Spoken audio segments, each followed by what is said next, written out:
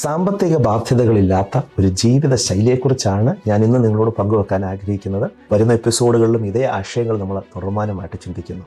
അതിൻ്റെ അടിസ്ഥാനത്തിൽ ഈ കാര്യങ്ങൾ പങ്കുവെക്കുമ്പോൾ ഞാൻ വിശ്വസിക്കുന്നു നിങ്ങൾക്ക് സാമ്പത്തിക വിഷയത്തിൻ്റെ മേലുള്ള ഒരു വലിയ സ്വാതന്ത്ര്യം ദൈവത്തിൻ്റെ പരിശുദ്ധാത്മാവ് നൽകുമെന്ന്. കടബാധ്യതകളെ ജയിക്കുവാനായിട്ട് ഒന്നാമതായിട്ട് നമുക്ക് വേണ്ടത് ഡിസിപ്ലിൻ ആൻഡ് പ്ലാനിങ്, അച്ചടക്കവും ആസൂത്രണവും. ഇത് രണ്ടുമില്ലാതെ നമുക്കൊരിക്കലും ഈ ബാധ്യതകളിൽ നിന്നും പുറത്തു വരാനായിട്ട് ഒരിക്കലും കഴിയില്ല. നോക്കൂ, അലസതയുള്ള ഒരു വ്യക്തിക്ക്, പ്രത്യേകിച്ച് സാമ്പത്തിക വിഷയത്തിൽ അലസമായി കൈകാര്യം ചെയ്യുന്ന ഒരു വ്യക്തിക്ക് സാമ്പത്തികമായിട്ടുള്ള ബുദ്ധിമുട്ടുകൾ വർദ്ധിച്ചുകൊണ്ടേയിരിക്കും. എന്നാൽ അലസത മാറിയിട്ട് ഒരു അച്ചടക്കത്തിലേക്കും ആസൂത്രണത്തിലേക്കും കടന്നു വരുമ്പോൾ ജീവിതത്തിൽ നന്മയുടെ പുതുവഴികൾ തുറക്കും. ഉള്ളതിൽ നിന്ന് തന്നെ നമുക്ക് അത്ഭുതകരമായിട്ടുള്ള വഴികളും നന്മകളും ദൈവം വെളിപ്പെടുത്തി തരും. ഞാൻ ഈ കാര്യം നിങ്ങളോട് പങ്കുവെക്കുമ്പോൾ ഒരു വചനം നിങ്ങളുടെ ശ്രദ്ധയിലേക്ക് കൊണ്ടുവരാൻ ആഗ്രഹിക്കുന്നു. സദൃശ്യവാക്യങ്ങൾ 21 അധ്യായം അതിൻ്റെ 5 വാക്യം. ഉത്സാഹിയുടെ വിചാരങ്ങൾ സമൃദ്ധി ഹേതുകങ്ങൾ ആകുന്നു, ബദ്ധപ്പാടുകാരൊക്കെയും ബുദ്ധിമുട്ടിലേക്ക് അത്രയും ബന്ധപ്പെടുന്നത്.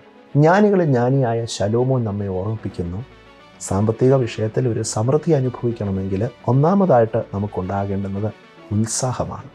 ഉത്സാഹം ഒരു ആത്മീയ ഗുണമാണെന്ന് ഞാൻ പറയും. ഉത്സാഹമില്ലാത്ത ഒരു വ്യക്തി മടിയനായിരിക്കും. മടിയൻ ഒരിക്കലും സാമ്പത്തിക വിഷയത്തിൽ വിജയം കൈവരിക്കുവാനായിട്ട് കഴിയില്ല.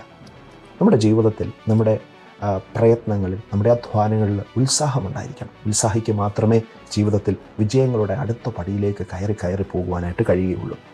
ദൈവത്തിൻ്റെ കണ്ണിൽ സാമ്പത്തിക കാര്യങ്ങളിലെ ഉത്സാഹം ഒരു പ്രധാനപ്പെട്ട ഗുണമാണ്.